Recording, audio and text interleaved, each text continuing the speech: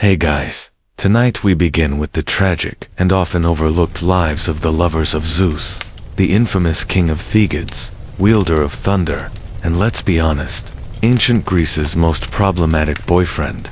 So, before you get comfortable, take a moment to like the video and subscribe, but only if you genuinely enjoy what I do here, and let him know in the comments where you're tuning in from and what time it is for you.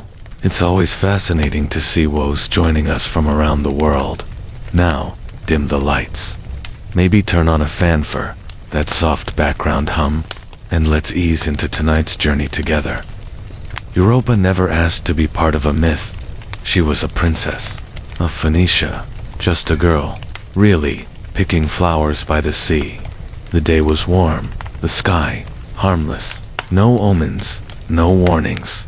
Just sunlight glinting off the waves and the laughter of maids in the grass.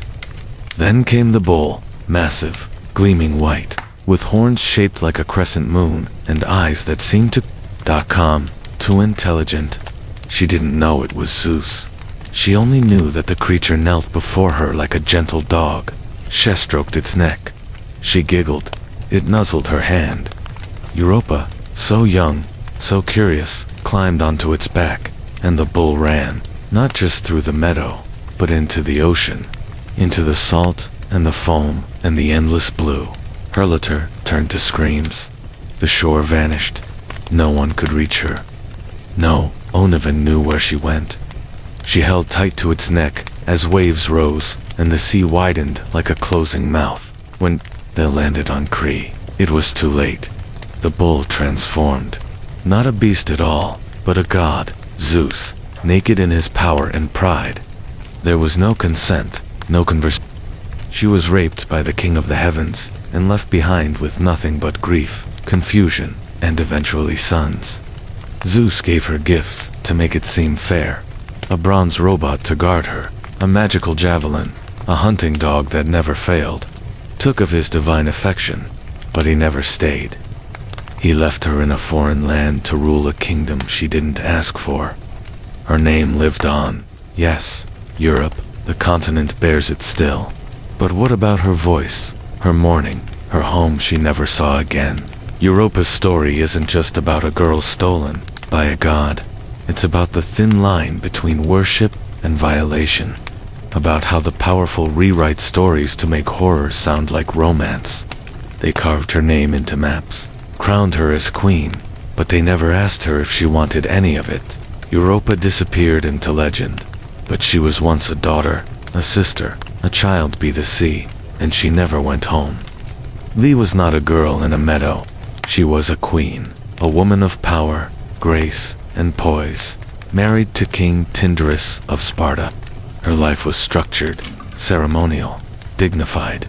But even queens are unsafe when Zeus desires something or someone.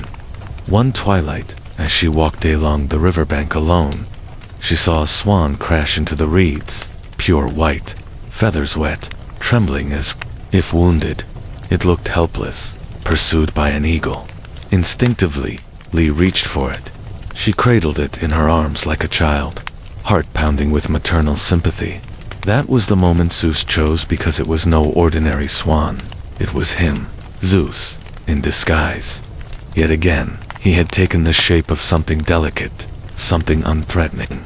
He had weaponized innocence. What happened next depends on the storyteller.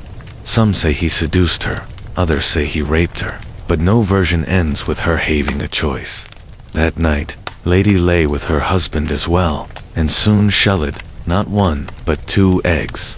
From them hatched 4 children, Castor and Poc, Helen and Cleistra, 2 divine, 2 mortal, twin boys, twin girls, twin destinies. Her children were beautiful, too powerful. Helen's face would spark the greatest war in myth. Clytemnestra would go on to murder her own husband. The sons would become warrior heroes, one destined to die, the other immortal, but none of them were ordinary. None of them were untouched by Zeus. Leader's story, like Europa's, is never told from her point of view. In paintings, she's often draped across a bed, swan curled over her, eyes closed, as if asleep. But that's the lie of art.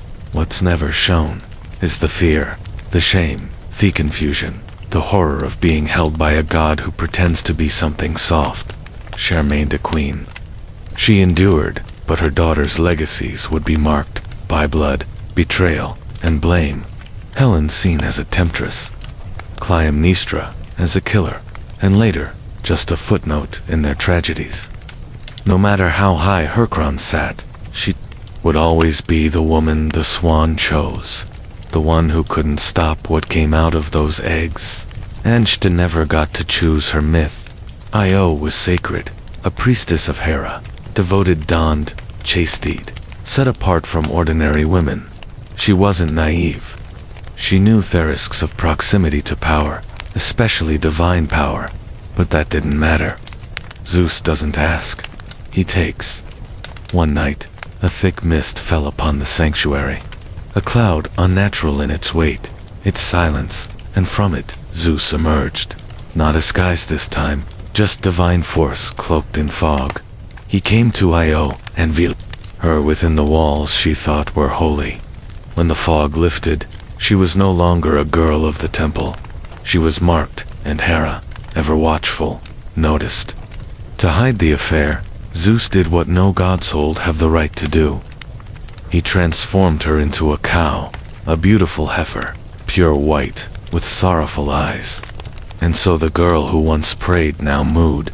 The priestess became livestock, but her wanted vengeance. She accepted the gift of the cow and assigned Argus Panoptesto guard her, a giant with 100 unblinking eyes. Io could not speak, could not cry out, just wander, graze, and suffer under Argus' stare. Eventually, Zeus sent Hermes to slay Argus. That part, at least, is told with celebration in Olympus. But what's rarely mentioned is what came after. Hera sent a gadfly, a tiny stinging insect, to torment Io. It bit herendlessly, drove her across continents. She ran in agony from Greece to Egypt, through marsh and mountain and desert. Imagine it, a divine victim, stripped of language, swatting at pain, chased not just by a fly, but by the wrath of gods. No one could hear her. No one recognized her, and she could not speak her name. Eventually, Zeus restored her to human form. She bore a son, Epipus, and became revered in Egypt. But that happy ending is the myth's polite curtain drop. What about everything she lost? Her voice, her station, her safety, her body, the secured trust of the goddess she once served. Io's story is told as a wandering epic. How the Nile got its name, how Zeus saved his beloved, but underneath is a girl, transformed into something she never was, punished for something she never asked for, and through it all, she never stopped running. Semele was no princess in distress. She was proud, clever, and beautiful, a feeble woman who caught the eye of Zeus himself. But unlike so many others, Zeus didn't trick her. At least, not at first. He courted her openly.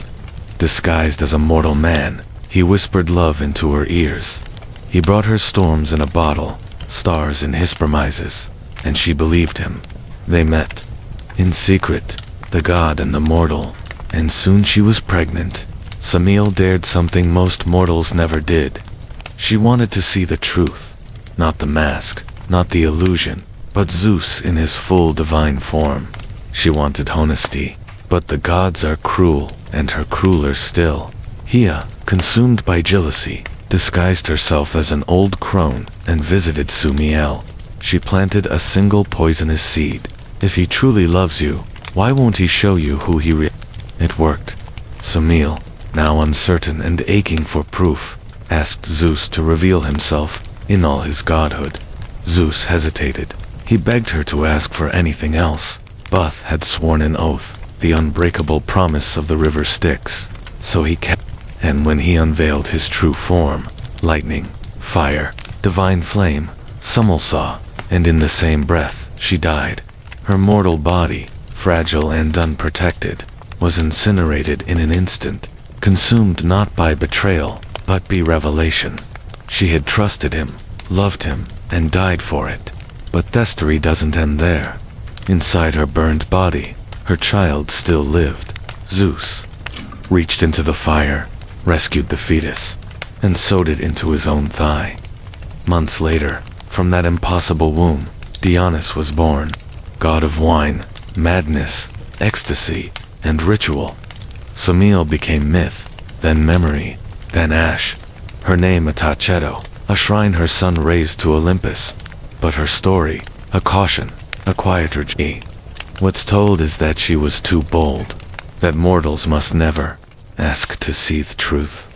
But what she really did was asked to be loved honestly, to be seen by the one who claimed to adore her, and for that, she was destroyed. Love, when tangled with power, burns, and Semele never had a chance to survive the fire. Callisto was wild, not untamed like a beast, but free like wind, one of Artemis' most loyal companions, a sworn virgin huntress who traded palace, life for forest, trails, arrows, and sisterhood. She didn't wear gowns or weave tapestries. She chased stags and howled at the moon. But even sacroths meant nothing to Zeus. He saw her in the woods, grimy, fierce, laughing, utterly alive, and decided he must have her. But how to approach a woman who served the goddess of chastity? He didn't come as himself. That would be too honest. Instead, he came in the most perverse disguise of all. He took the form of Artemis. Callisto saw her goddess step through the trees, trusted the familiar face, and when she reached out in reverence, it wasn't Artemis who touched her. It was Zeus.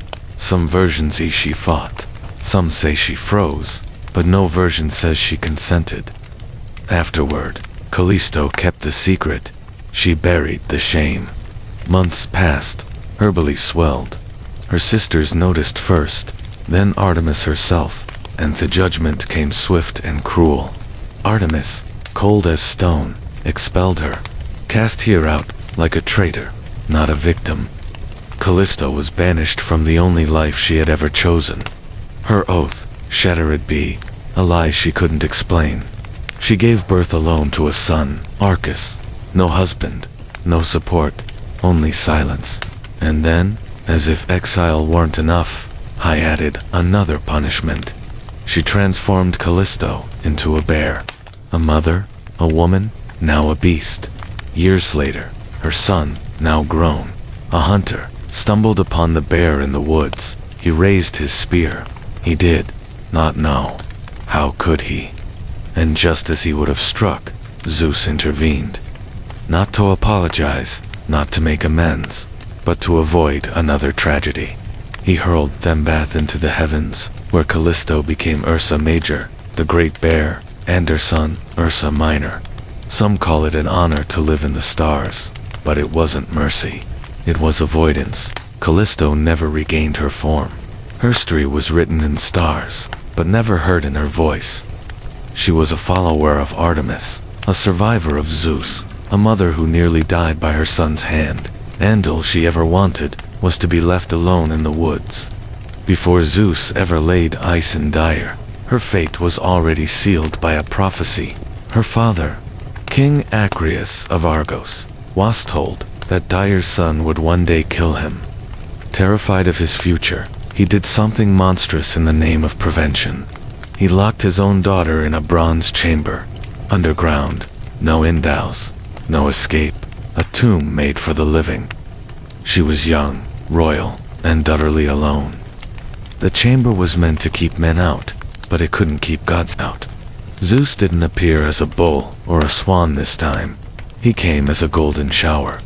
Yes, ancient poets really calculate that, a stream of liquid gold that slipped through the cracks in the ceiling and fell upon her skin. That show she conceived Perseus. No warning, no voice, just divine invasion cloaked in beauty. When Acreus discovered she had given birth, he didn't ask how, hadn't wondered what she had endured. He simply saw a threat, and so Day and her infant son were stuffed into a wooden chest and thrown into the sea. Imagineth it, a mother clutching her baby. Waves crashing over the lid, salt choking her breath, knowing that her own father had condemned them both to die. But fate wasn't finished with her. The chest didn't sink, it drifted. It landed on the island of Serapos, where she was taken in by a fisherman. Save for a time until the island's king, Polyctus, decided he wanted her. She refused him, and so plotted to get rid of Perseus, her son, her only defender. The king sent him on a suicide mission to slay Medusa. Da again waited in uncertainty. Again, Shua's a pawn in a man's story. Yes, Perseus triumphed. Yes, he returned and saved her. But why is her resilience always treated as a footnote? Dire, wascaged, violated, exiled, threatened, and yet she endured. She raised a son, while navigating the cruelties of prophecy, divine lust, and political danger. And somehow she survived it all. She is remembered as the mother of a hero, but she was a prisoner long before her son became legend. And no god ever came back to ask her how she felt about any of it. How mean was faithful. She had waited years for her husband, Amphitryon, to return from war, refusing all suitors, holding fast to duty and honor. When Heavenly came home, she welcomed him into her bed, or so she thought, because that night, the man who came through her door was an imp. It was Zeus, wearing his face, his voice, his scent. He stretched the night to 3 times its length, and took what wasn't his. When the real Amphitryon returned, the next day, Alcmene was confused, alarmed. She questioned him, realized what had happened, but it was too late. She was already pregnant. She gave birth to twins. One child, Iphicles, was her mortal husband's. The other, Heracles, belonged to Zeus.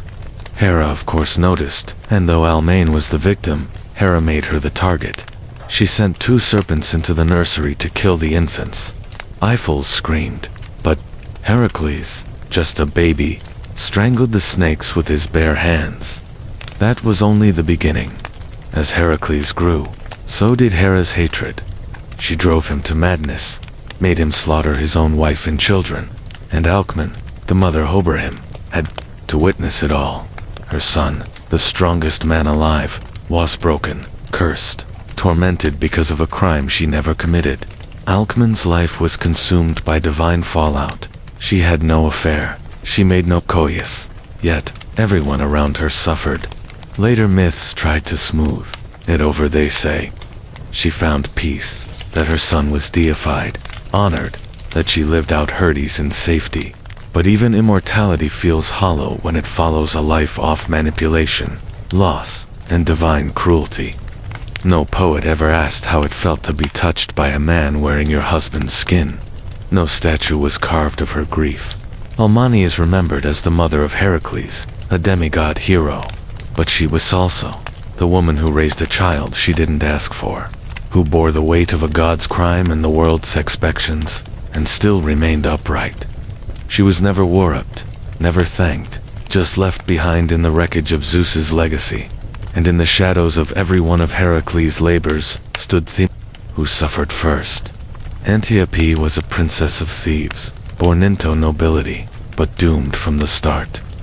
Zeus didn't come to her as light, or storm, or animal. He came as something filthier. He took the form of a satyr, half man, half beast. He attacked her in the wild, and the stories rarely paused to question whether she fought or cried. They simply move on. Pregnant, disgraced, and terrified, Antiope fled her home, not to chase love, not to fulfill destiny, just to survive. Her father, humiliated by what had happened, ordered her capture. Her uncle Lus hunted her across the countryside like an animal. When they finally caught her, she was dragged back to Thebes and handed over to Deri, Lus' wife. And thence, true torment began. Dirce didn't just punish Antiope. She humiliated her, enslaved her, bound her in chains.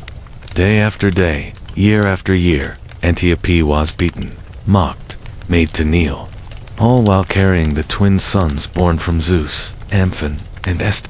But Zeus didn't intervene. He never does, after the act is done. Instead, the twins were abandoned at birth, raised by shepherds in the wilderness. Antio was left behind alone, imprisoned, and broken.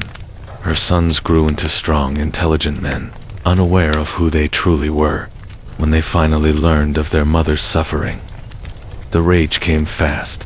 Amph on, and Zeus stormed thieves, overthrew lusts, and exacted brute.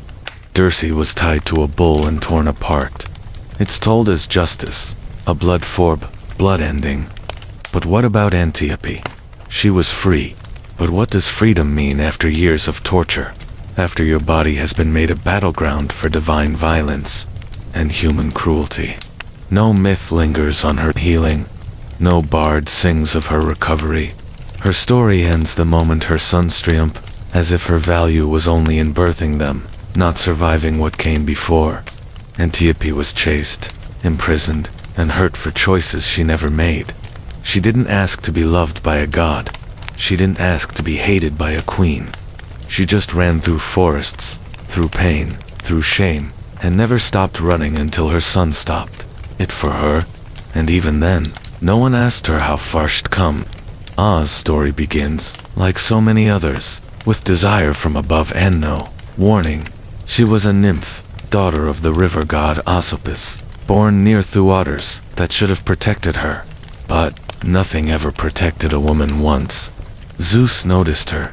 He abducted her. Some say he carried her off in the form of an eagle. Others say he simply snatched her from the riverbank and flew across the sky, taking her to a desolate island where no one could hear her scream. There, in isolation and silence, he had his way with her. The island became hers in name, Anna, as if naming it after her maid, Theosult Noble, as if being claimed by Zeus gave her power. It didn't. It just made her a symbol of another place shaped by divine conquest. She gave birth to Achilles, a future king. But, ever watchful, discovered what had happened. And as always, she didn't punish Zeus. She punished the woman he used. This time, Hera's wrath wasn't directed at Anna's body, but at the land itself. She unleashed a plague. People dropped. In the streets. Fields turned barren. The entire island, now bearing Anna's name, became a graveyard. And Anna, surrounded by death, could only watch. She had no divine power to stop it, no magic to reverse it. Just a mother with a child trapped on a cursed drac. Zeus, perhaps moved by her sorrow, or more likely wanting to salvage his legacy, transformed aunts into people. Yes, aunts. From the soil and dead trees, he fashioned the Myrddens, a race of tireless warriors, and repopulated Thaisland. But what about Anna? She lived among these insect-born men, surrounded by reminders of the lives here destroyed. Her name carved into maps, her son honored by heroes, but her trauma, once again erased. She was reduced to geography, her pain written off as myth. People remember the Myrmidons for their loyalty and strength. They remember Akuz as a wise king, but they forget the woman who never asked for any of it, who lost her home, her people, her safety, all because a god couldn't keep his hands to himself. Aa didn't want an island. She just wanted to be left alone. Our story is barely a whisper in the grand theater of mythology. No wars, no stars, no temples, just silence and earth. She was a mortal princess, distant, dignified, and unnoticed until Zeus found her. As usual, he desired her. As usual, her an artist. But this time, Zeus didn't seduce or disguise. He hid. He feared Hera's wrath so much that he buried Ara deep beneath the earth. Literally, not in metaphor, not in poetry. He placed her in a secret cavern beneath the ground, so Hea wouldn't see what he was doing. There in complete darkness, isolated. From air and sky, Hera carried his child. What must that have been like? No sun, no voice, no help. Just stone walls and the slow, suffocating growth of something monstrous inside her. because the child she carried wasn't a delicate half god. It was a giant Tissios, so massive, so unnatural, that he grew and grew until he could no longer fit within her body. And then he tore his way out. That's how Hera died. Not in glory, not in peace, not even in divine rage, but in labor, in agony. Alone. Her womb became a tomb, and her body was destroyed by the very thing Zeus put inside her. The myths barely pause to mention her name. Tissios becomes the focus. A giant punished in the underworld for trying to violate Anathergidus. But Ara, she doesn't get a constellation. She doesn't get a shrine. She gets a footnote. The irony is brutal. Zeus hid her underground to protect her, but that protection killed her, and he never came back to lift the stone. The ancient poets called her Theath Hidden One, as if that made her mysterious, mystical, part of some grand cosmic puzzle. But she wasn't a puzzle. She was a woman buried Olympius. A god wanted her and couldn't be bothered to defend her. And when she died, the earth swallowed her. Story with her. Hera's name survives barely in old texts and dusty scrolls. But her voice, her fear, her death, those were never written down. Because, in the end, even the earth couldn't hold the weight of a god's secret. Metis wasn't a mortal. She was a titaness, a goddess of wisdom, thought, and deep cunning. Unlike Manioth, Zeus's lovers, she wasn't caught off guard in a meadow or a bedchamber. She was his equal, his advisor, his first wife. She didn't fall for his power, she guided it. She helped him win Theti-Tenamaki, the war against the old gods. She was clever, careful, and essential. And when he wanted her, she became his partner. But power never tolerates competition for long. Mates became pregnant, and that's when the prophecy arrived. Your child will surpass you, a daughter first, then Asin who will overthrow you. Zeus heard the words, and true to form panicked, but he didn't rage or run. He played it calm. Then one day, as Metis stood beside him, perhaps even comforting him, he tricked her into transforming into a small creature, a drop of water, a wisp of air, and he swallowed her. Just like that, his wife, his counselor, the mother of his unborn child, gone. But Metis didn't die. She remained alive inside him, thinking, watching, pregnant. She crafted armor for her unborn daughter in the depths of his body, and the hammering echoed in his skull. The pain grew unbearable. One day, unable to endure it, Zeus begged Hastus to split his head open with an axe, and from the wound sprang Athena, fully grown, armored, brilliant, a goddess born not of pain, but through it, born from a womb made of fear. The world praised Zeus for birthing wisdom itself, for carrying the goddess of war and strategy in his mind. They called it a miracle. But no one asked where Metis went. She didn't emerge. She wasn't thanked. She was forgotten. The woman who helped shape the cosmos was erased by the very god she built up. Her daughter was honored, revered, but remained imprisoned forever in his gut. A ghost beneath Olympus. Metis represents the final cruelty. Even when a woman is divine, intelligent, powerful, even when she consents, creates, and contributes, she was the mind behind the throne, and she was swallowed to Prakit. Long before he could speak, before Heckel could even cry, Oedipus was cursed. His life began with a whisper from the gods, spoken not in love, but in warning. The oracle of with smoke in her lungs and madness in her eyes, told King Lees of Thieves, a prophecy so unnatural, so vile, it struck terror Strethra his bones. Your son will kill you and marry your wife. Lees went pale. Jocasta, his queen, fell silent. Their unborn child was no longer a blessing. He was a threat, a walking omen. And when the baby was born, healthy and pinkened, blinking at the ceiling of the royal nursery, no one celebrated. Leas made Adis. He pierced the baby's ankles and tied them together with leather, crippling him, marking him, making Itherder for the gods to guide him. Then he gave the infant to a servant and commanded him to leave the child to die in the wilderness. No name, no cradle, no goodbyes. But the servant, perhaps moved by pity or fear, couldn't go through with it. He handed the baby off to a shepherd from Corinth, a man wowert the hills, not the palace.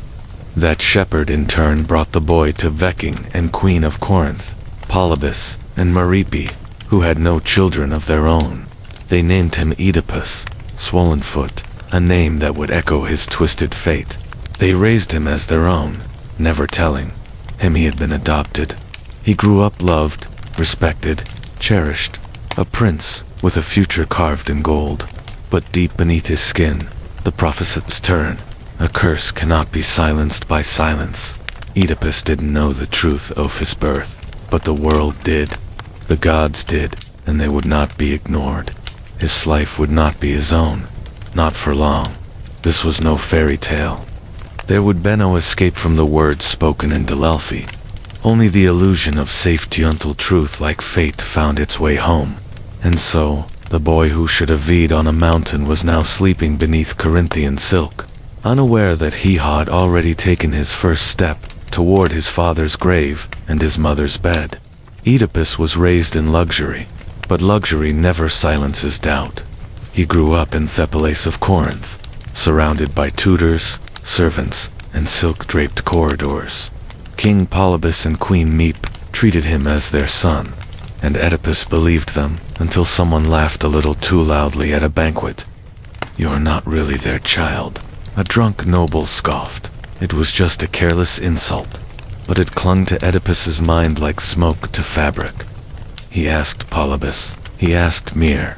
They denied it, of course, swore he was theirs, hugged him a little too tightly, smiled a little too long, but the doubt didn't die. And so he went to Delphi, not for riches, not for glory, for the truth. The oracle didn't answer the question he asked. Instead, she gave him a prophecy of her own. "You will kill your father. You will marry your mother." Oedipus staggered from the temple in horror.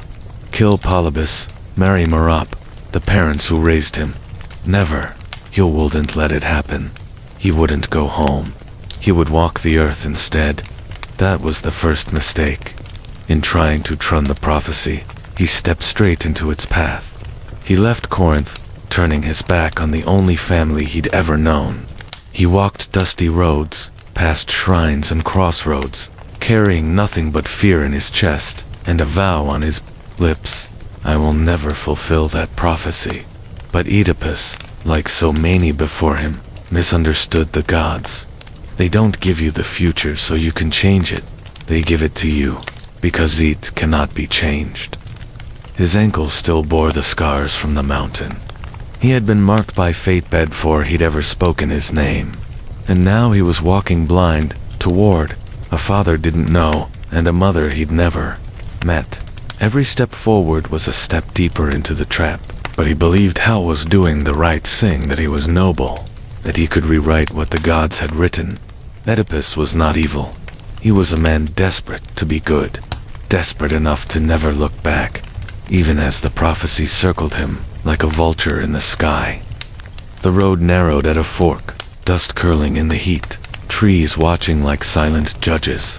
It was there that Oedipus met a stranger in a chariot, an older man, proud, flanked by servants, a lord or a king. The road wasn't wide enough for two, a simple argument, whose right of way, whose authority, but the stranger sneered. One of his men struck Oedipus, and something inside the prince snapped. Not rage exactly, but something darker, something tangled with fear and fate. He fought back hard, brutal. By the end, the man lay dead. The servants, too, except one who fled into the hills. Oedipus wiped the blood from his hands, breathless. He didn't know the man's name, didn't care. Just another traveler, arrogant and cruel, removed from the road like an obstacle. He had no idea he'd just killed Lees, king of thieves, his father, the Vermin who had ordered his death as a baby. The prophecy had begun to unfold, not with fanfare, not with some mystical sign, but in a roadside scuffle. A stranger made angry, a choice made in haste, a few inches of steel. The moment passed like any other. Oedipus kept walking. He never paused to wonder what's done. There was no grand realization, no thunder from the gods, just a prince with no name, a corpse with no legacy, and a prophecy slowly cracking open beneath their feet. This is how fate works. It doesn't shout, it whispers. The crossroad was no accident. In Greek stories, crossroads are sacred. They are where choices meet the divine, and Oedipus had made his choice. Violence instead of patience, pride instead of peace. But can we blame him? He didn't know. That's the tragedy. He thought he was avoiding the curse. Instead, he was fulfilling it with every step, every blow, every breath. The gods didn't force his hand. They simply built the road. And Oedipus, young, afraid, certain was doing the right thing, walked it willingly. Behind him, the dust settled. The dead blood soaked into the soil. Ahead of him, a riddle waited. A city cried out for a savior, and a throne stood empty, aching for a son to return home. At the gates of Thebes, death had made a nest. The city trembled beneath the shadow of the Sphinx, a creature with the body of a lion, the wings of an eagle, and the face of a woman. She was not merely a monster. She was a curse sent by the gods, or perhaps by fate itself. She asked a single question of every man who dared approach the city. What walks on 4 legs in the morning, 2 legs at noon, and 3 in the evening? Number 1 had answered correctly. They had tried, of course. Warriors, scholars, princes, all failed, all died. The Sphinx devoured them on the spot, leaving their bones to bleach in the sun just outside Thebes. And the city, paralyzed by fear, waited. Their king had vanished. Their queen mourned. Their people starved. Then came Oedipus, dust-covered, road-weary, unaware that the blood of his own father still stained his sandals. He stood before the Sphinx and listened to her riddle. She stared into his soul, waiting to crush another life in her claws. But Oedipus didn't flinch. He didn't fight, he thought. He looked past the terror and saw the truth hiding inside the question. Man, he answered. In childhood, he crawls on 4 legs. As an adult, he walks on 2. In old age, he leans on a cane, a 3rd leg. Silence. The Sphinx screamed, not in anger, but in defeat. She leaped from her perch and hurled herself into the rocks below. The curse was broken. Thebes was saved. The people poured from the gates, cheering, crowning Oedipus, not just as a hero, but as their king. The throne, left vacant after Laius's mysterious death, now belonged to the stranger who answered death's riddle. As a reward, they offered him the queen, Jocasta, beautiful, widowed, older, but still regal. She placed the crown on his head. She took his hand in hers. Neither of them knew. The prophecy, patient and silent, had just been fulfilled halfway. A murder and a marriage, both veiled in triumph. The city rejoiced. Oedipus smiled. Jocasta kissed her savior. And above them, the gods said nothing. Because fate doesn't strike all at once. It unfolds like a riddle answered too soon. Years passed. Oedipus ruled Thebes with a steady hand and a sincere heart. He was not a tyrant. He listened to his people. He protected them. He fathered children, 4 of them, with Queen Jocasta, never knowing she was the woman who had once nursed him as a baby. Together, they rebuilt the city. The past seemed forgotten, but fate doesn't forget. One morning, Thebes began to rot. A plague swept through the streets like a punishment. Crops withered, livestock dropped dead, women miscarried. The gods had turned their backs, and the people turned to their king. They cried out, Oedipus, you who defeated the Sphinx, save us again. And he tried. He sent messengers to the oracle at Delhi to esque. The gods were punishing them. The answer returned like a blade. The land is polluted. The killer of King Laius lives unpunished in Thebes. Find him. Exile him. Only then will the curse be lifted. Oedipus stood before his people and made a vow. He swore to hunt down the murderer, to bring justice, to rid the city of its stain. He did not flinch. He did not suspect. He believed the killer was someone else, some stranger hiding in plain sight. A traitor, a coward, someone else. Oedipus became obsessed. Every whisper became a clue. Every silence became suspicious. He interrogated witnesses, called upon prophets, ordered investigations, and with every step, he moved closer to the truth. But the truth was patient. It watched as he tangled himself in his own certainty. He thought he was healing his people, that he was cleansing the land, that he was standing tall as a just king. But in trying to root out the infection, he was digging into his own side. The gods did not scream. They didn't strike lightning. They simply waited for Oedipus to uncover what they already knew. He was both the disease and the doctor. The king he vowed to avenge waste father he had killed. The queen he kissed goodnight was the mother who had birthed him. But he didn't see it yet. Not then. Not as the city choked on ashen prayers, while their king marched toward his own unraveling. When answers slipped through mortal hands, kings turned to those who hear thee. Oedipus summoned Tiresias, the blind prophet of Thebes, the man whose visions reached beyond time, whose blindness saw more than any set of eyes. If anyone could solve the mystery of Laius's murder, it was him. But Tiresias did not want to speak. He stood silent in the royal hall, lips pressed shut like a tombstone. The air trembled with tension. "Speak," Oedipus commanded. "For the sake of the city, tell me who killed Laius." Tiresias shifted, uncomfortable. "You don't want the truth. I do. You can't bear it." That's when Oedipus made his second great mistake. He pushed too hard.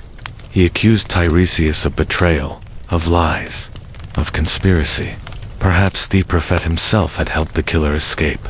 His anger burned so bright it blinded him more than any curse. So Tiresias finally spoke. "You are the killer you seek." The words landed like thunder. The court froze. Oedipus laughed, bitter, stunned. "Me? I didn't even know Laius. I was nowhere near Thebes when he died." But Tiresias didn't blink. "You were closer than you think. You are your father's killer, and your mother's husband." Silence. Jocasta appalled. Oedipus roared in denial. He called the prophet mad, a fraud, a puppet of political enemies. But the seed had been planted, and seeds even of prophecy always grow. Tiresias left without another word. He didn't need to explain. His part in history was done. He had struck the first crack in the wall of Oedipus' certainty. The king stood among nobles and whispers, swearing he was innocent, swearing he was loyal, swearing this was madness. But doubt, once born, doesn't die easily, and somewhere in the back of Oedipus' mind, the voice of the oracle stirred again. "You will kill your father. You will marry your mother." He had tried so hard to escape that future. Now the past was clawing its way back through the walls. The plague still ravaged the streets. The gods still turned away. And the man who once solved now found himself living inside one, piece by horrifying piece. Jocasta watched her husband unravel. At first, she dismissed the prophecy. With a gentle smile and careful hands, she tried to soothe Oedipus' growing fear. "Prophecies mean nothing," she told him. "We once received one, too long, Agathat. Our son would kill his father, but we handled it." She looked away when she said that, her voice caught just briefly. "We abandoned him, left him on a mountainside as a baby. That child is long dead." Oedipus went still. A child lived to die, ankles pierced.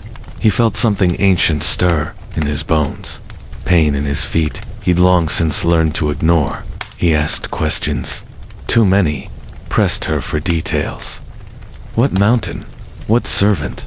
When Jocasta begged him to stop. "Why dig up the past?" she whispered. You've saved thieves. You are a good king, a good man. Let this rest. But Oedipus couldn't rest. The prophecy pressed against his ribs like a blade. Tiresias had planted doubt. Jocasta story watered it, and now it bloomed into obsession. He sent for the old servant, the one who had taken the baby from the palace that day, the one who might still know the truth. Jocasta begged again. Let the past lie. I love you. We have children. What does it matter who you were? But for Oedipus, identity wasn't a comfort. It was a curse waiting to be understood. He believed that if he could uncover the truth, he could outmaneuver it, solve it, like he had the Sphinx's riddle. He didn't understand that this was no riddle with a clean answer. This was prophecy, and prophecy always demands a price. Jocasta saw where this was heading. Her face once regal, now drawn with dread. She had lived with thieves of the truth for years, perhaps even guessed it, but she had chosen to bury it. Chosen silence over collapse.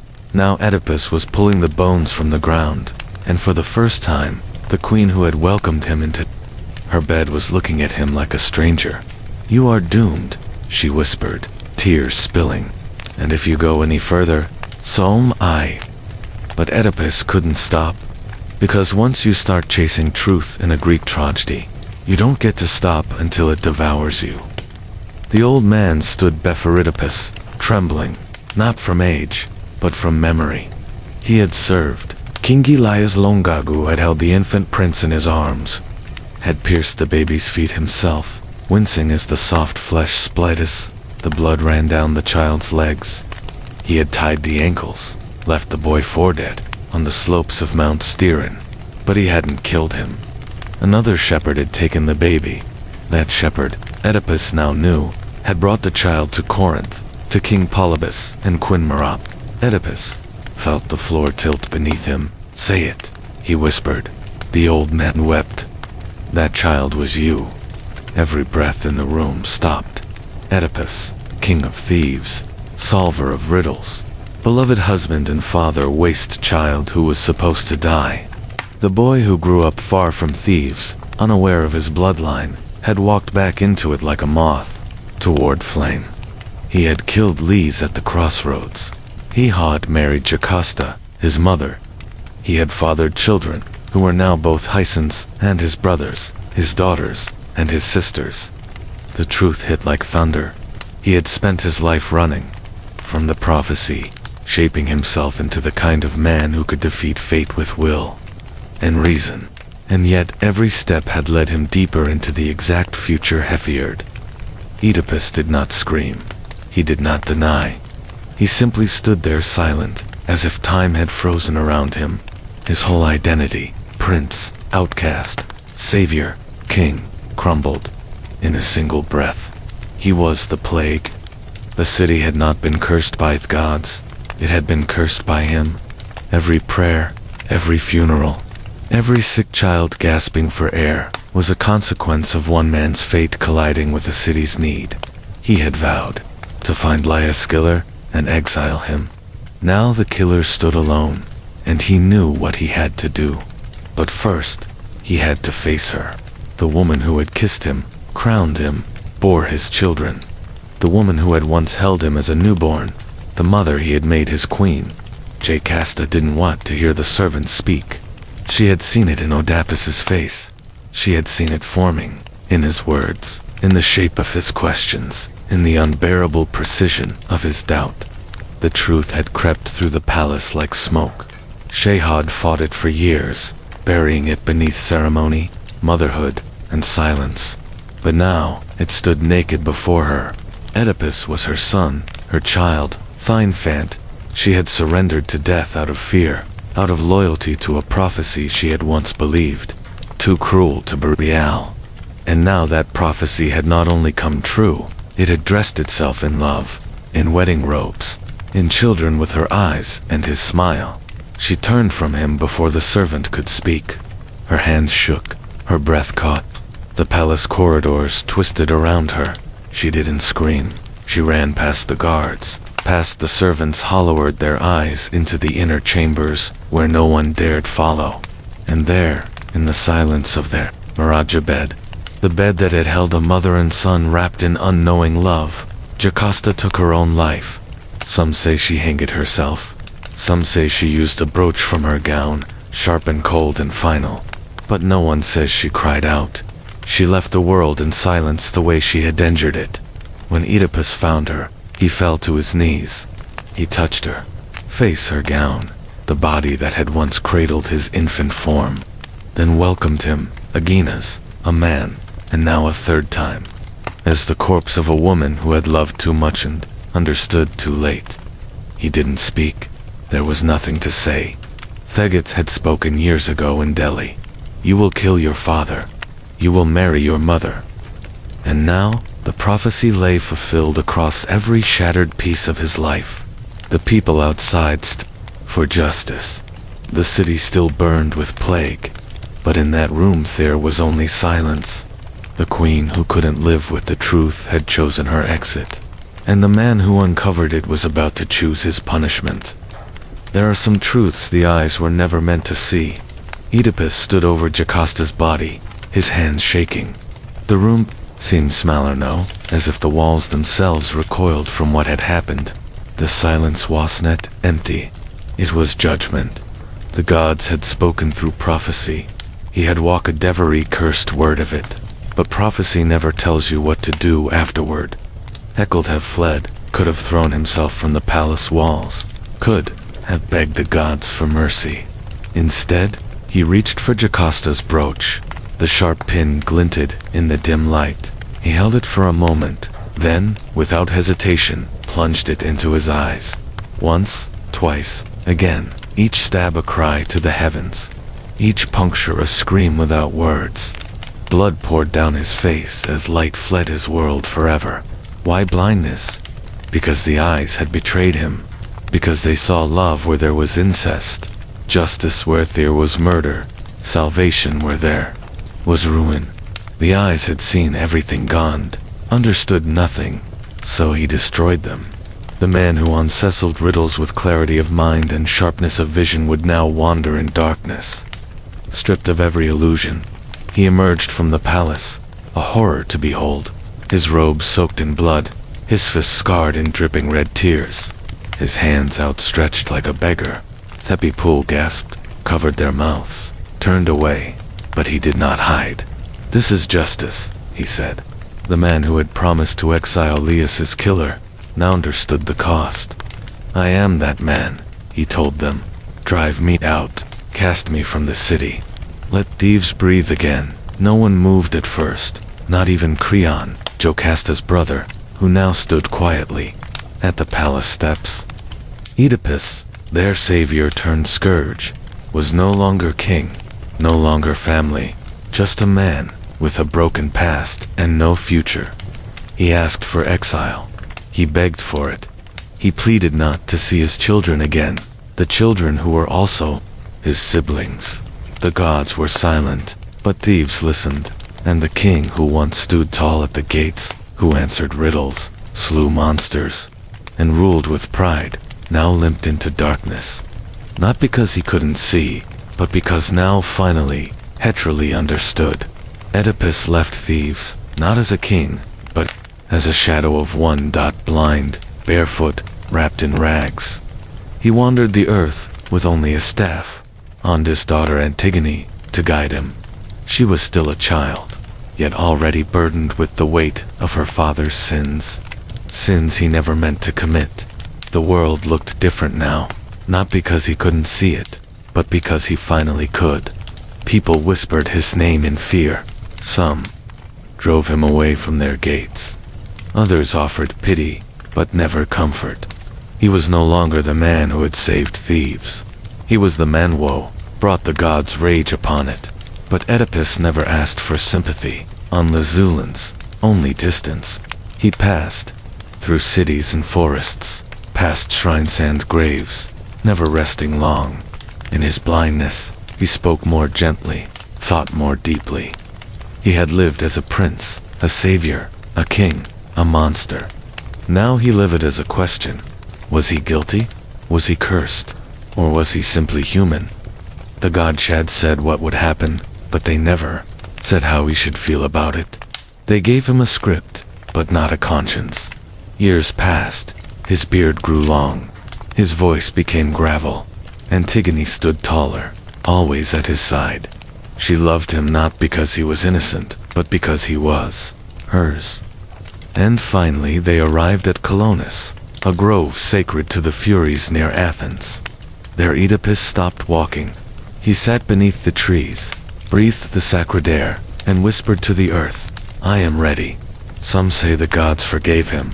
Others say the earth swallowed him whole. That thunder cracked, and he vanished between the roots, leaving nobody behind. Just legend. He did not die as a king. He did not die as a monster. He died as a man who carried his own curse. A man who could not change the prophecy, but tried. A man who walked into darkness and in doing so found a kind of light. Oedipus' story isn't just a tragedy. It's a warning that knowing the truth does not always bring peace. That fate once named cannot be outrun, and that sometimes the most heroic thing a man can do is face himself. Before Athena ever drew her first breath, she was already a danger too.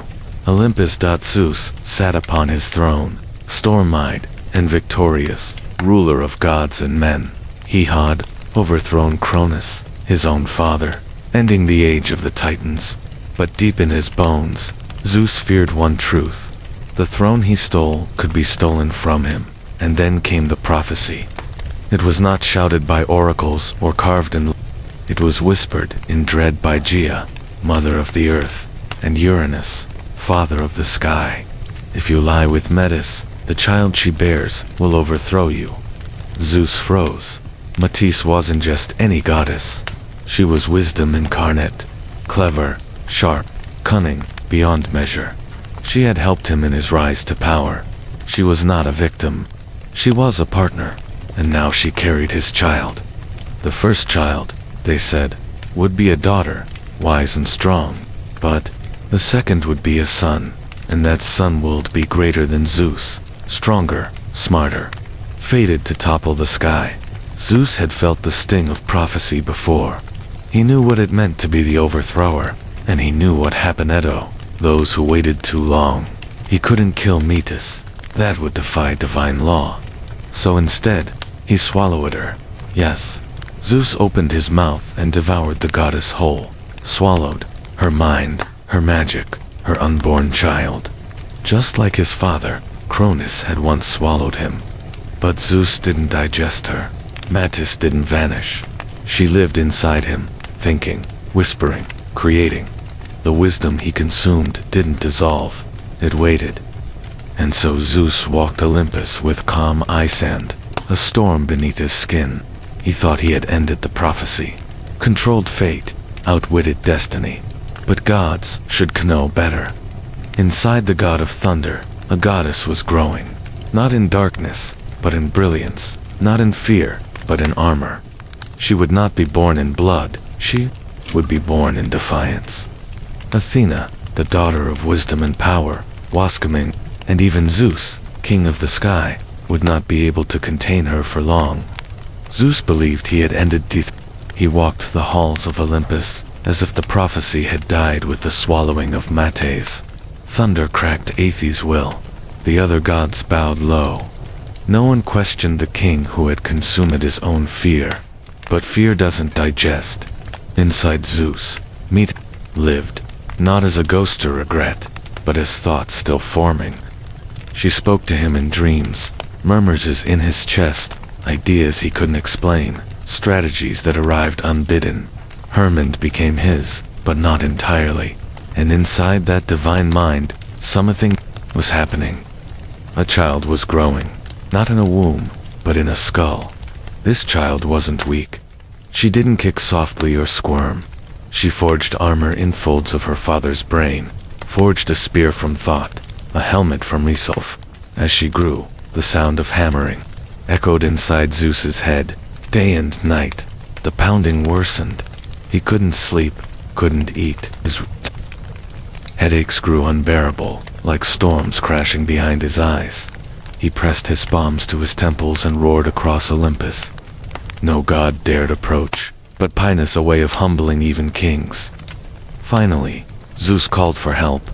Aristus came, the divine blacksmith, strong and quiet, born of flame and forge. He stewed beef for the king of the gods and asked no questions. Zeus knelt, clutching his head, trembling with agony. Strike, he ordered. Hephaestus lifted his axe. One clean blow to the center of Zeus' skull, and the heavens held their breath. The crack echoed across the world, and from the split in Zeus' head, wrapped in light and warong, stepped a goddess, fully grown, clad in golden armor, shield in one hand, spear in the other, eyes like polished steel, gleaming with intelligence. Athena. She did not cry, she did not stumble, she stood tall. The goddess of wisdom had not been born in softness or secrecy. She had emerged in force, forged in thought, and delivered through agony. And for the first time, Olympus saw something even Zeus could not control. Not fire, not storm, but reason. And she had arrived, not as his downfall, but as his daughter. When Athena stepped from Zeus's skull, the heavens did not tremble. They paused. Olympus, a realm of drama and fury, of vanity and storms, fell silent. The gods, who had seen, born from chaos, lovers from foam, and vengeance from blood, had never witnessed anything like this. She was born not of the body, but of the mind, not from womb or sea or bone, but from thought itself. She stood tall, in shining armor, golden, flawless, divine. Her shield gleamed like morning sun on polished bronze. Her eyes didn't flicker like flame. They watched, measured, weighed. She was not war's fire. She was war's discipline, and she said nothing. She didn't need to. The gods murmured. Aphrodite blinked. Hera frowned. Ares scoffed. But none dared question her bliss. She had not claimed Olympus by force like Zeus. She had not tricked her way in like Hermes. She had been born into it like an answer. Zeus, nourishing wound in his head, looked at his daughter and did not fear her. He should have, not because she would betray him, but because she would surpass him in ways that mattered more. He ruled with lightning. She would rule with clarity. He broke what he couldn't bend. She bent without breaking. That day, Olympus gained more than a new goddess. It gained a conscience. Athena was named the goddess of wisdom. Yes, but more than that, she was strategy. She was not just clever. She was tactical. She didn't act from rage or passion. She planned. She prepared. She housed. And that made her dangerous. To some, she was a marvel, sharp as a blade, calm as the sea before battle. To others, a threat wrapped in beauty. Even Ares, the god of raw war, eyed her with distrust. He fought with fury. She fought to win. The other gods celebrated, of course. They cheered, offered gifts, feigned joy. But deep beneath their toasts, Olympus shifted. Because now, there was someone on the mountain who didn't shout, who didn't see, manipulate, or destroy, she thought. And when Athena thinks, the world changes, not with thunder, but with strategy. Zeus had many children, but none like Athena. He fathered gods of wine and war, of music and mischief, each with their gifts, each with their flaws. But Athena, she was his alone.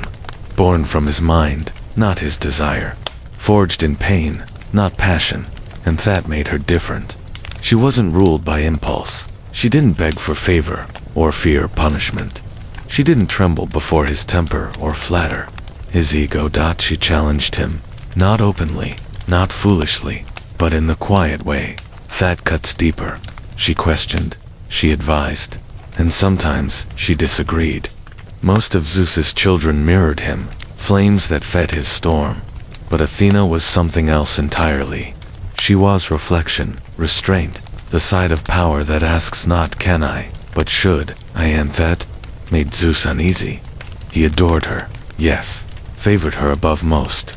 He gave her honors the Aegis shield, a place at his right hand. even the power to wield his thunderbolt in his absence. But even in that trust, there was fear. Not of rebellion. Athena never sought to dethrone him, but of irrelevance. She didn't need to rage to make an impact. She didn't need drama. When disputes rose on Olympus, Athena rarely shouted.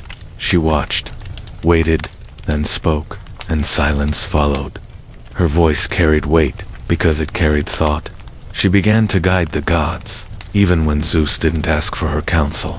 When war brewed between mortals, she wasn't just present. She was planning, shattered battles with whispers, not screams. It was then Zeus realized the truth. He hadn't swallowed the threat. He had raised it. The prophecy had said a child of Motus would overthrow him. But Athena didn't need a throne to change Olympus. She didn't want power in the way the others did. She simply was power.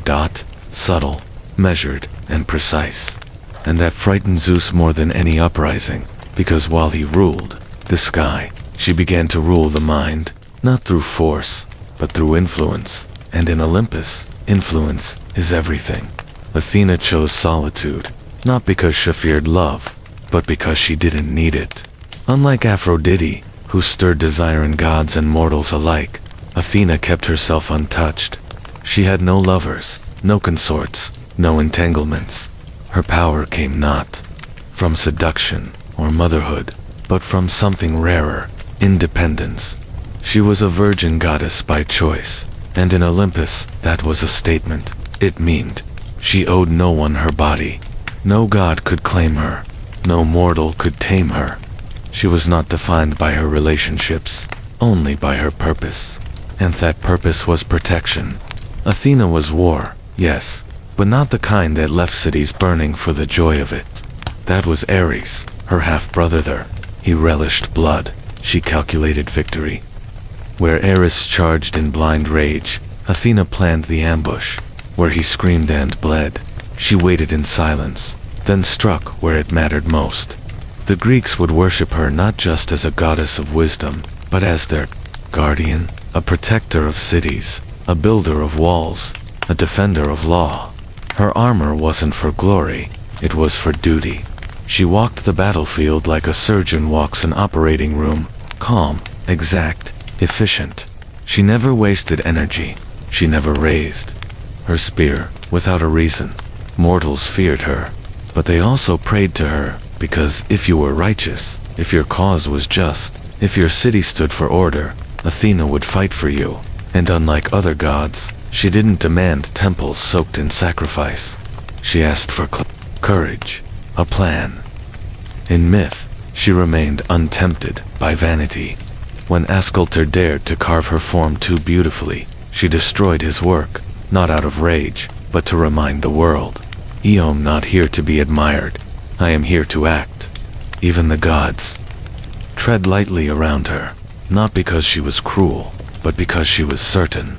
She did not scream to be heard. She spoke with truth, and truth shook the heavens. A goddess off the mind, a warrior of restraint, a protector who never had to prove her power, because everyone could feel it. Athena, the virgin warrior, stood Olympus, not because no one wanted her, but because she belonged only to herself. Not all gods are loved equally, and not all cities are built on war. When the people of a fledgling city in Greece prepared to name their divina patron to gods, stepped forward to claim it, Poseidon, lord of the sea, rose first, trident in hand, eyes flashing like the deep. He struck the ground, and from the cracked earth surged a saltwater spring, powerful, impressive, a gift of the sea. Then came Athena. No drama, no storm. She knelt and touched the soil. From her palm grew an olive tree, its branches strong, its fruitful, its roots deep, a symbol of peace, of wisdom, of endurance. The gods watched in silence. Poseidon's gift was a display of power. Athena was a promise of life, and the people chose. They named their city Athens, not after the sea, but after the goddess of wisdom. They did not want a ruler of tides and tempests. They wanted a guide, a protector, a mind to shape their laws, not just shield their walls. Athena became the soul of the city. She didn't just watch over its battles. She guided its culture, its schools, its debates, its architecture. She was present in their every choice. And in return, they honored her, not with bloodshed, but with brilliance. The Parthenon rose in her name, a temple of marble and symmetry, built with such grace that even the gods admired it. Inside stood her statue, not soft or smiling, but poised and ready, spear in hand, shield at her side, wisdom behind her eyes.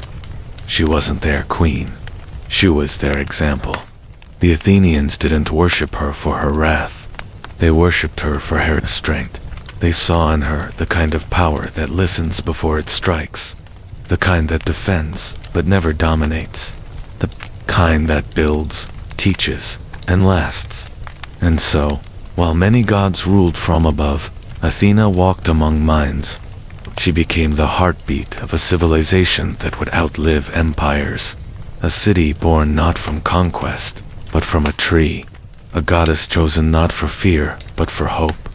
And that choice would echo through a story, because Athena didn't just win a city, she inspired one. In the quiet town of Lydia lived a girl whose hands danced with thread. Her name was Sark. She wasn't noble. She wasn't divine. She was a mortal girl, with a loom and a gift so breathtaking it drew whispers from far and wide. Her tapestries shimmered with color, with life. Gods and mortals alike stood still before her work, and that eventually became the problem. Pride crept in, quiet, tempting, as it always does. Arachne began to say it aloud. My work is better than Athena's, some warned her. Others begged her to stop, but Arachne smiled and kept weaving. Up on Olympus, Athena heard the word stung, not because they questioned her power, but because they insulted her purpose. Athena wasn't just the goddess of wisdom and war. She was the goddess of crafts, of skill, of the silent art that shaped civilizations. And Arachne's girl with no Templiar title dared to call herself her equal. So Athena came down. She disguised herself as an old woman and warned Arachne directly. Humble yourself, give thanks, say that your gift was from the gods. But Arachne didn't bow. She met the goddess's eyes and said, if she thinks she's better, let her prove it. Athena dropped her disguise and accepted the challenge. 2 looms, 2 hands, 1 contest. They wove side by side, the air thick with tapestries showed the glory of Olympus. Zeus ruling, Poseidon roaring, herself standing proud in victory. Each thread perfect, each image divine. Arachne showed the truth. Zeus deceiving women, Apollo chasing nymphs, the gods cruel, jealous, petty, and it was flawless. Not a single error. Even Athena in her divine heart knew the girl had woven perfection. But truth can wound deeper than insult. Athena didn't scream. She didn't smite. She touched Arachne gently and turned her into a spider. Not out of wrath, but out of mercy. A creature that would weave forever. No pride, no applause, just silk and silence and the memory of what had been. And so the first spider spun, her web under moonlight, and the goddess of wisdom turned away, not with atard, but with respect and sorrow, because she had not crushed a rival. Shehat honored a mirror. Athena never wore her armor for decoration. Every piece had a story. Every symbol had teeth, but none more so than her shield, the Aegis, a shield so fearsome, so divine, it didn't just protect, it terrified. Etched upon its center was a face twisted in rage and agony, the head of a creature once feared by all, Medusa. Butho did a Gorgon's face come to rest in the hands of a goddess. Long before it became a weapon, it was a tragedy. Medusa had once been beautiful, a mortal priestess in Athena's temple with hair like woven night, and a face that turned heads. But beauty is dangerous in Thorold of gods, and Poseidon, lord of the sea, took her by force in Athena's temple. It was a violation of sanctuary, a desecration, and Athena, furious, notat, Poseidon, but at the shame left behind, transformed Medusa. She turned her into a gorgon, hair into serpents, eyes into weapons, a face that turned her all, who looked upon it, into stone. And then years later, a hero came. Perseus, young and brash, was sent to slay Medusa, but he could not do it alone. Athena gave him her shield, polished to a mirror's shine, so he would not have to look at Medusa directly. She guided his strike, watched as the blade severed the head, and when it was done, she took the Gorgon's face for herself.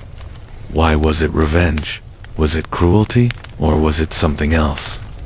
She placed Medusa's severed head upon her shoulder, not as a trophy, but as a warning, a symbol of terror. Yes, but also of pain, of consequence, of what happens when violence walks unchecked, even in sacred places. The aegis became more than protection. It was their reminder that wisdom is not always soft, that justice sometimes wears a monstrous face, that even gods carry guilt they do not speak of. When Athena raised her shield in battle, her enemies saw not just a goddess, but haunting face of rage turned inward, of sorrow twisted into strength, and they ran, not from Athena, but from what she had chosen to carry. Because even wisdom has ghosts, and she wore hers in plain sight. Athena was a goddess, off strategy, justice, and restraint. But even she could not stop fate. In the city of Troy, war smoldered, like kindling before the spark. The gods had taken sides, tempers flared, and soon the greatest war of the ancient world consumed east and west alike. Athena stood with the Greeks, not because she loved bloodshed, but because of a single broken oath. Paris of Troy had judged Aphrodite, more beautiful than her. Still, even in war, Athena sought to guide, rather than destroy. And in that chaos, there was one mortal chef avowed, above all others, Achilles. He was unmatched on the battlefield, quick fire forged, a storm in human form. But Athena didn't love him for his fury. She admired his mind. Beneath the rage, there was reason, a warrior who could think. She whispered strategy into his ear, held his shield, when he faltered, even restrained his hand when wrath nearly overtook him.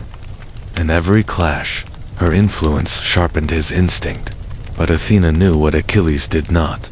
He was doomed. He had been offered a choice: live a long life in obscurity, or a short one remembered forever. He chose the latter.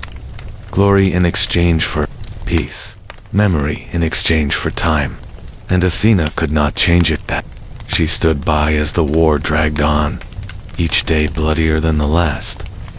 She watched as Patroclus, Achilles' closest companion, wore his armor and fell beneath Trojan spears.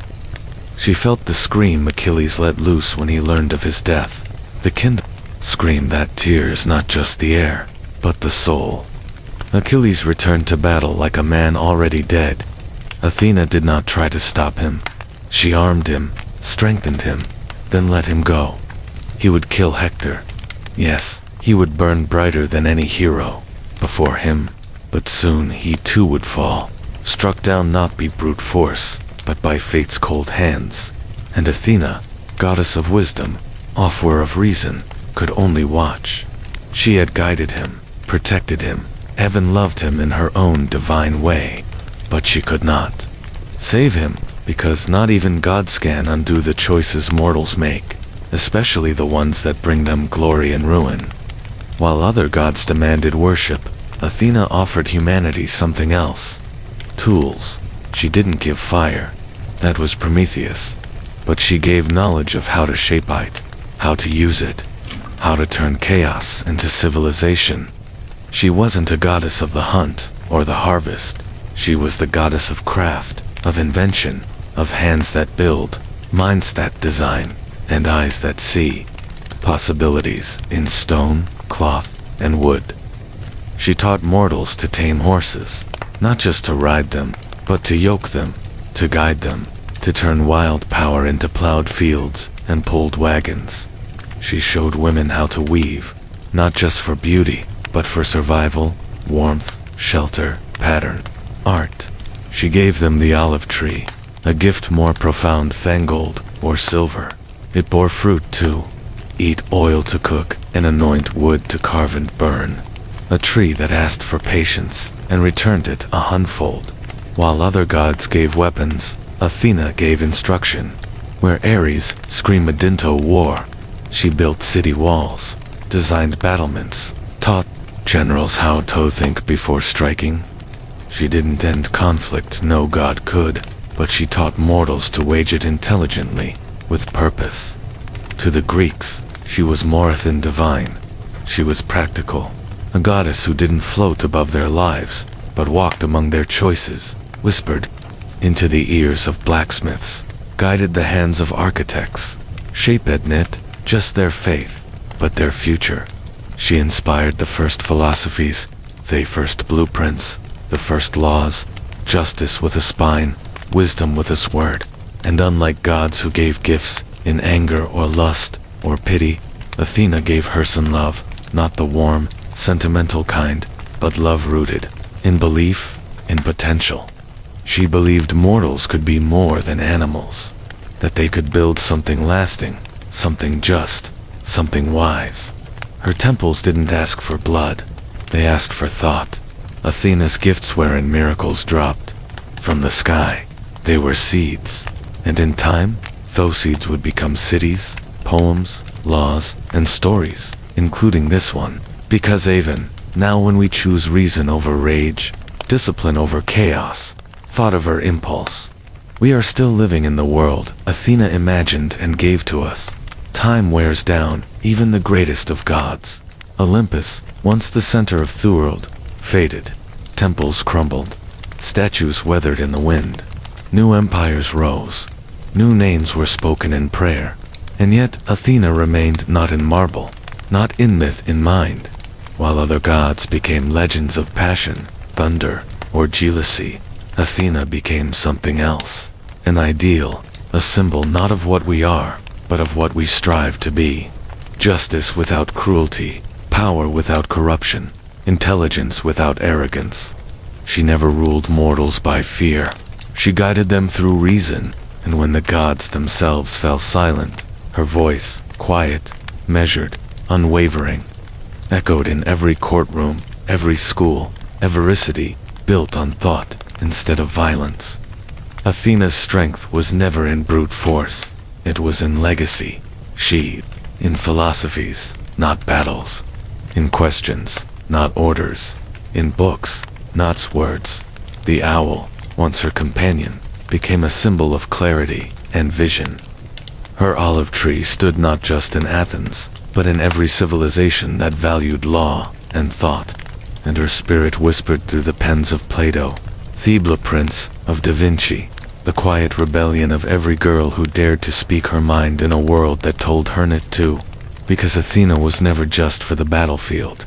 She was for the builder, the thinker, the one who holds the line when everyone else reaches for a blade. In every era, her image returned, reborn not as a goddess, but as an idea, a woman in armor, head high, eyes sharp, refusing to be silenced. And each time she was different, and each time she was the same. Even now she waits in every mind that asks, is there a better way? Not louder, not faster, wiser. The myths may fade, the temples may fall, but wisdom that survives. And if you listen closely, when the world rages, when reason feels like a dying ember, you may hear her voice again, not shouting, not weeping, just thinking. Athena was not born to rule Olympus. She was born to outlast it. Before the golden god of music or the silvery huntress ever took a breath, their mother was hunted. Leto was the queen of Olympus. She was a titaness, gentle, wise, and quiet. But she caught the eye of Zeus, and when she became pregnant with his twins, the sky held its breath. Two divine children, not yet born, already stirred the world. Hera, Zeus's wife, saw red. Not just because of the betrayal. Zeus's infidelity was as constant as thunder, but because this time the children were powerful, destined. One boy, one girl, Apollo and Artemis, so he had did what only a goddess could do. She cursed the earth itself. No land beneath the sun would offer Leto's sanctuary. No city would take her in. No nation, no island, no resting place. Wherever she went, the ground turned hard. The wind spat dust. Doors slammed shut. Even the animals turned away. Leto wandered barefoot and swollen with life through mountains and deserts, through whispers and fear. Every breath was tight, every step agony. Her body ached with two gods growing inside her, and yet she could find no place to rest. And behind her, something moved. A shadow, a hiss. Python, the monstrous serpent born of Gaia herself, a guardian of the old oracles. A creature so vast that it draped across mountains like a living rope, sent, some say by Hera, others say by fate. Whatever the truth, it hunted her. Its slithered bind her across rivers and ridges, its tongue flickering, its eyes always watching. Not to kill her, not yet, but to make her suffer, to make her run. The earth rejected her. The gods stayed silent, and still, Leto kept walking. She held her belly, whispering to their children within, promising them life, promising they would rise no matter how the world tried to crush them. She was not a warrior. She carried no weapon, but she carried gods, and in her silence, there was defiance. The twins were coming, light and shadow, sun and moon, and even the cursed soil would tremble the moment they opened their eyes. Leto was at the edge of collapse. Shehad wandered the known world, her feet blistered, her breath shallow. No land would hold her, no temple would take her in. Not even the animals laid in her path would stay. They scattered, worn off by Hera's curse. But then came a whisper of a place, a drifting island, rootless, floating doss, a barren rock, forgotten by most gods, tossed in the Ion Sea like a stone skipped by the Titans. It had no wealth, no army, no shrine.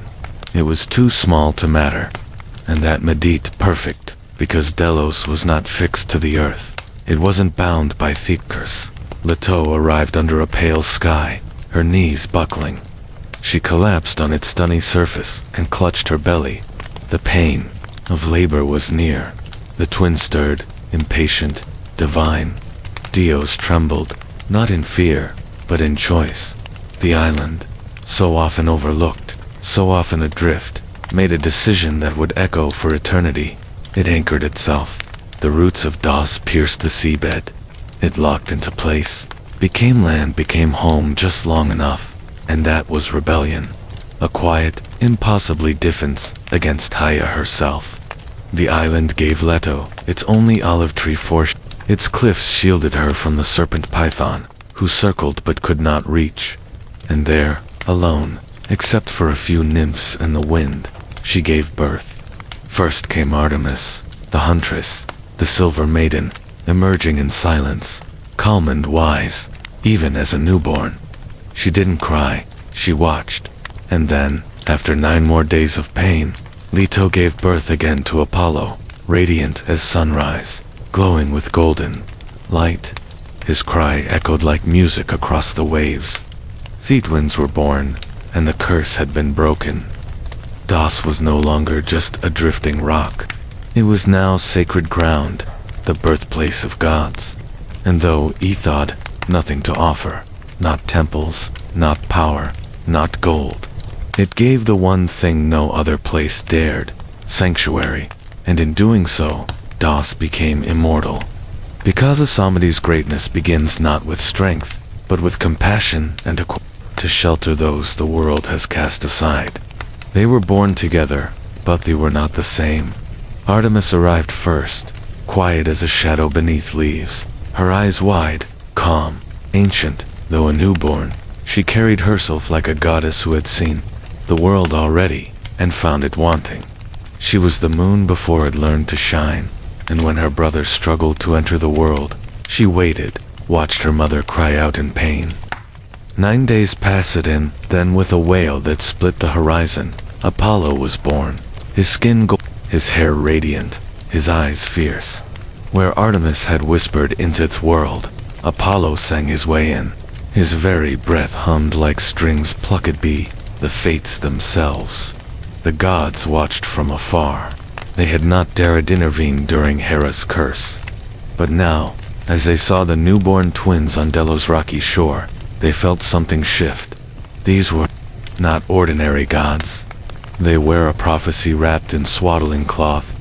Even as infants, the twins showed their nature. Apollo's first laugh sent birds into flight. Light bent toward him. Flowers opened in his direction. Artemis reached for the shadows, her fingers tracing the curve of a bow only she could see. The moon itself, distant and cold, seemed to tilt in curiosity. Together, they were balance. Sun and moon, clarity and quiet, rage and grace. Leto held them, weak from her long suffering, but victorious. Her pain had been her offering, and the gods she bore were her answer. Apollo grew fast, his limbs strong, his voice sure. Artemis beside him grew in silence, watching, always watching. But they both knew something waited, something still hunted. Python, the ancient serpent, still slithered through forests and caves, sensing the gods who had escaped him. And Apollo, though barely grown, already felt the pull of destiny. The fire in his chest wasn't just light, it was vengeance for his mother. For every mile she had walked in agony, he was not born to run. He was born to face what others feared, and Artemis, she would walk Athe's side. The hunt had not begun, but the twins were ready, because summit is not in being born first. It's in choosing who you protect. Far from Delos, nestled between cliffs and whispering laurel trees, sat the ancient sanctuary of Delphi. Even before Apollo's birth, Delphi had been sacred, a place where the earth secrets and mortals came crawling for glimpses of fate. But its wisdom didn't come freely. It was guarded by Python, born of Gaia herself. Python was no ordinary beast, not a mindless serpent. He was primordial, a hulking creature of scale and shadow, older than Olympus, older than prophecy itself. He coiled around the slopes of Mount Parnassus, eyes burning like coals, fangs dripping venom strong enough to rot mountains. He didn't speak, but his presence silenced all. Even the gods tread carefully near Delphi, for Python did not answer to them. He served the deep earth, and beneath his heavy coils, the oracle of Gaia whispered only to those he allowed near. But Python had grown restless. He had failed to stop. Leto had watched her escape with her divine children. Now word reached him that the boy, the glowing son of Zeus, was rising. And Python knew this was no longer about revenge. It was about survival. For centuries, he had ruled Delphi. Mortals feared him. Spirits obeyed him. But the world was changing. The old gods were fading, and the boy god Apollo, who was not coming to worship. He was coming to claim. Back on Dos, Apollo heard the stories. The priests spoke in awe, the nymphs in fear. But Apollo didn't tremble. He listened. He learned. Python was a guardian, a tyrant dressed in the skin of tradition. And Apollo, still young but no longer a child, felt it in his bones. Delphi was meant for him, not just because he was powerful, but because he would bring clarity where Python had brought fear. The oracle would be freed. The serpent would fall. But this wouldn't be a battle of equals. It would be the first time a new god challenged an ancient force face to face. And in that clash, the world would feel the turning of an age. The sun was rising, and it would shine on blood. Apollo was still young, but the fire in him burned ancient. He stood beneath the olive trees of Dos, staring toward the horizon, not with childish wonder, but with the eyes of a god preparing for war. His golden hair caught the wind. His fingers twitched, not in fear, but in focus. He would not wait for Python to strike again. He would go to Delhi, but not with thunder, not with armies, with a bow. The gift came not from Zeus, nor forged in Olympus's fires. It came from Hephaestus, the smith god, who saw potential werethers, saw youth. He crafted it of polished gold and silver, inlaid with truths, a weapon not of chaos, but of precision. Apollo accepted it in silence, his hand curved around the grip like it had always been his. And when he drew thestering, the air itself tightened. He practiced in the groves, far from Delos' eyes, not to impress, but top repair. Each shot was a vow, each arrow a question to the universe. Are you watching? Artemis watched always. She too carried a bow now, slender, silver, moonlight. She didn't speak much, but when she did, it was sharp. You only get one chance, she told him, not unkindly. Python isn't a beast. He's memory. He's fear. Apollo nodded the kneel be precision. He wasn't chasing glory. He wasn't driven by pride. He was thinking of his mother, of the serpent that had hunted her, of the years Python had darkened the oracle's mouth. He did not want to kill a creature. He wanted to cleanse the place it poisoned. He was a god of light, and light reveals. Theme arrived. The sun crested the sea in a halo of fire. Apollo stood at the shore, bow in hand, quiver across his back. Not armored, not crowned, just steady. Dos held its breath. Artemis reached out once, brushing his shoulder, not to stop him, but to let him know she would remain. He set out alone to Delphi, to the mountain, to the coils of fate wrapped in shadow and venom. And though he walked as one, he carried the wrath of a sun, the promise of a god, and the silence of a hunter. The bow would sing soon, and the world would change its tune. Apollo arrived at Delphi, not as a guest, but as a reckoning. The cliff high above him, scorched by sun and scarred by time. Laurel trees whispered warnings. The wind trembled, and in the distance coiled around the sacred stones. Python waited. The serpent knew he was coming. He felt it in the shift off the earth, in the nervous rustle of birds, in the way the light no longer avoided the caves but crept inward. This was no mortal child. This was the beginning of the end. Apollo didn't charge. He walked, his bow in the morning light. Each footstep echoed, not just in the stone, but in history. Python uncoiled slowly, deliberately, the size of 10 chariots, muscles rippling beneath scales, dark as storm clouds. His eyes burned, not with rage, but with warning. I am older than your name, Python hissed. I have coiled around this earth since it breathed. Apollo raised the bow. I'm not here for your age, he said, calm and unshaken.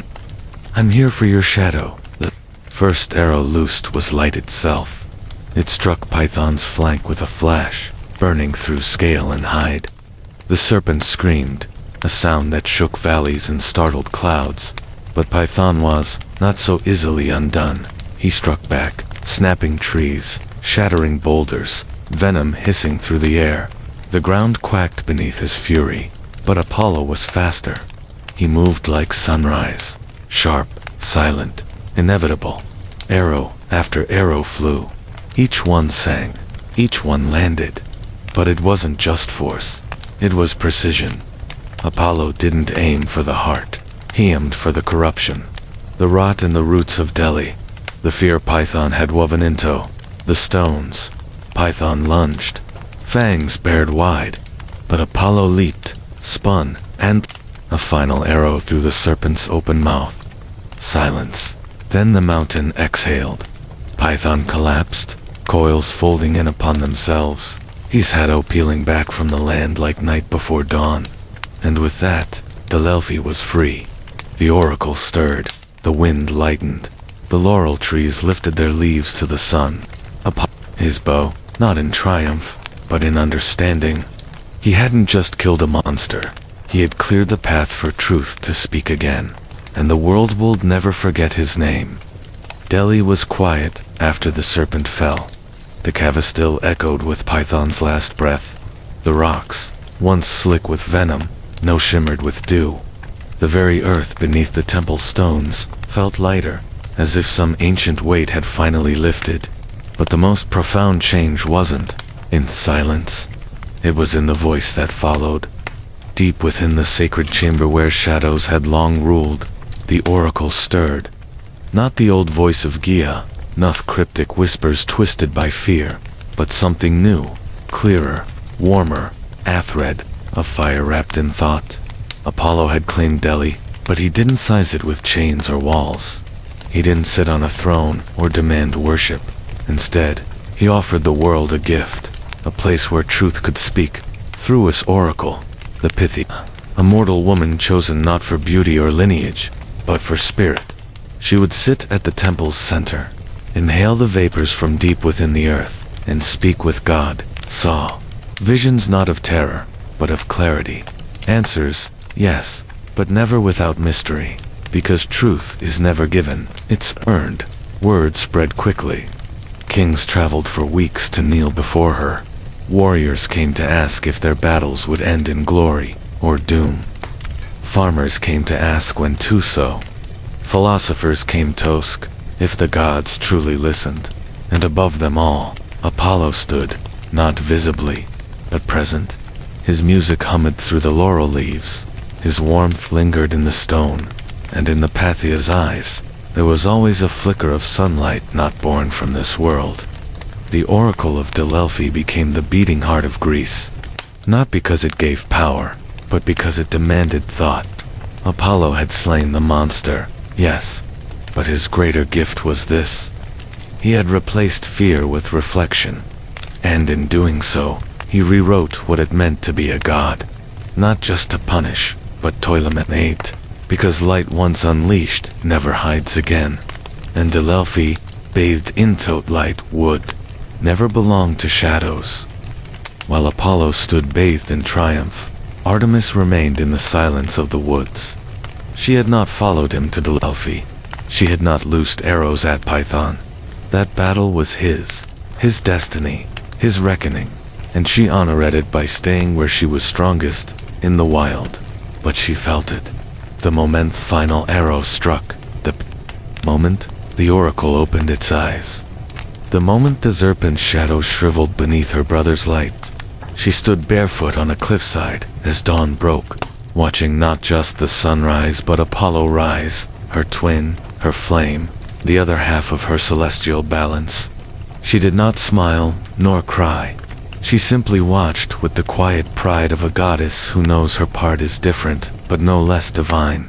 For Artemis, the wild was her temple, where Apollo's light struck cities, her shadows danced in groves. Where he guided oracles, she guided instincts. Where he brought clarity, she brought intuition. They were never meant to walk the same road, but they were meant to rise together, as Apollo claimed Delphi. Artemis wandered further into forests, untouched by man. She whispered to wolves. She taught deer to run silently. She wrapped herself in moonlight and sharpened her silver bow. She was not forgotten in the wake of her brother's fame. In fact, mortals feared her more. They called to her, not with songs, but with offerings left on stone. They saw in her the Isaf judgment, the silence before justice. Young women prayed for her protection. Hunters asked for her blessing before the chase. Midwives spoke her name in the hour of birth, and she answered, not with fire, but with presence. Where Apollo's legacy would shine through temples and prophecy, Artemis would be felt in wind and instinct, in paths not akin, in the way danger hesitated when she watched. She did not need Delhi. She had wilderness, and as her brother stood upon sacred stone, embraced by priests and kings, Artemis raised her eyes to the moonless sky and whispered a truth only she could know. You've lit theward, brother. I'll guard its silence. And thus the balance was born. Sun and moon, voice and stillness, twin gods, rising always side by side. Apollo, Godev, music, poetry, and light, so often remembered for beauty and brilliance, was not without shadows. For beneath the lyr's golden hum, and the warmth of his truth, burned a temper hotter than the midday sun. His wrath, when stirred, was not wild like Ares, or cruel like Hera. It was precise, surgical, unforgiving. The world would soon learn. Apollo did not forget a slight. When mortals mocked gods, they risked many things. But mocking Apollo's art was unwise beyond measure. Marcus learned that too late. A satyr with a flute of bone, Marcus stumbled upon the instrument once discarded by Athena. He played it well, too well. So well, in fact, that Hector challenged Apollo, the god of music, to a contest. A mortal, a goat-legged trickster, daring to duel with a god. Apollo accepted. In the contest, Marias played first, wild and full of soul. The forest bent toward the notes. Birds paused mid-flight. Even the stones seemed to sway. Then Apollo played. The sound was like light itself. Clear, blinding, divine. But he didn't stop there. He flipped his lyre, played it upside down, and sang while strumming. Then he looked at Marcus. "Can you do both?" he asked. Marcus could not, and Apollo did not forgive. The god who had spared Python showed no such mercy here. He flayed the sat alive, string by string, in a cave where the echoes still carry screams. The gods watched. Some turned away. Even Artemis, the huntress, frowned. But Apollo's face never changed. There was no pleasure in the punishment. Only the cool certainty of justice as he saw it. Because while Apollo gave light to the world, he demanded respect in return. Delphi would be a place of truth, but also of discipline. Mortals came for wisdom, yes, but they left with warnings. Do not lie. Do not boast. Do not forget that beauty, when challenged, can burn. Apollo was the god of harmony, but disturbed that harmony, and he would become the storm. He wasn't cruel, by nature, but he would never allow the world to forget that even decent can scorch. Apollo could heal, but he could also destroy. And when mortals forgot this, he reminded them, not with fire, not with Veros, but with disease. The war at Troy had raged for years. Heroes clashed, gods took sides, and blood soaked the beaches like rain. Boutet wasn't swords or spears that brought the Greeks to their knees. It was Apollo's wrath. Agamemnon, the proud Greek king, had taken a captive Croesus, daughter of a priest who served Apollo. When her father begged for her return, offering gold and prayers, Agamemnon laughed and turned him away. That washes mistake. The priest lifted his hands to the sky. Apollo answered. He descended, not in glory, but in silence, a god unseen but unmistakable. He walked the Greek camp as a shadow, his silver bow in hand, and with every pull of its string, another soldier fell, not pierced by arrows, but struck by fever. Death came quietly, without fanfare. The dogs howled, the air thickened with the scent of rot. Day after day, warriors collapsed, too weak to lift their shields. Horses moaned, fires burned untended. The army begged their seers for answers, and they all pointed to the same god, Apollo, the healer, the bright one, the protector of oracles and bringer of plagues. Agamemnon had insulted him, and now his men were paying the price. Only when the girl was returned, unharmed, unbought, did Apollo lift his hand. The sickness passed, but the memory did not, because this was the truth of Apollo. He wasn't just light and harmony, he was balance. If mortals crossed the line, if justice was mocked, if sacred oaths were broken, he responded, not in rage, but in correction. And unlike other gods, Apollo didn't scream. He acted quiet, certain, devastating.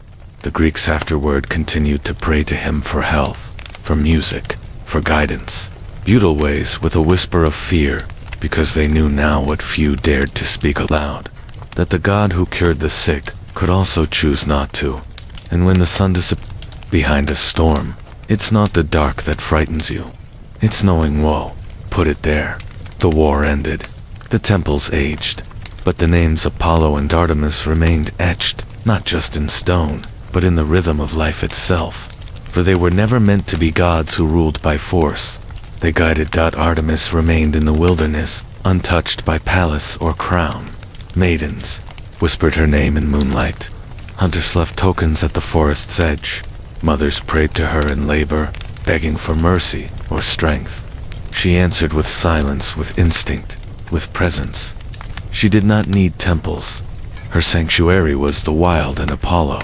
He became the golden thread in Semele. His music shaped the lyre's first song. His voice spoke through theatrical at Delhi for 1,000 years. Poets, sculptors, doctors, lawmakers, each looked to him not for fire or miracles, but for clarity. He was not the god who forced your hand. He was Thagid, who lit the path and left the choice to you. Together, the twins embodied balance. Where Apollo brought law, Artemis brought instinct. Where he revealed truth, she protected mystery. Where he warmed, she cooled. Where he stood in gold, she moved in silver. They never ruled Olympus, but they shaped it. More than that, they shaped mortals. Because their power wasn't just in what they gave, but in what they withheld. Artemis never tamed the wild. She let it remain wild. Apollo never answered every prayer. He let mortals question. Unthrough that, they created something rare among gods: growth. They were unjust protectors. They were mirrors, reflecting back the best and worst in those who worship them. And to this day, when a child feels the thrill of moonlight on skin, when a musician finds melody and silence, when a seeker kneels at a crossroads, asking not for rescue, but for insight, the twins are still there, one watching from the trees, the other humming just behind the sun. Because gods may fade from temples, but they do not fade from the heart, especially not the ones born in exile, who chose to become something more than worshipped. They became part of us forever.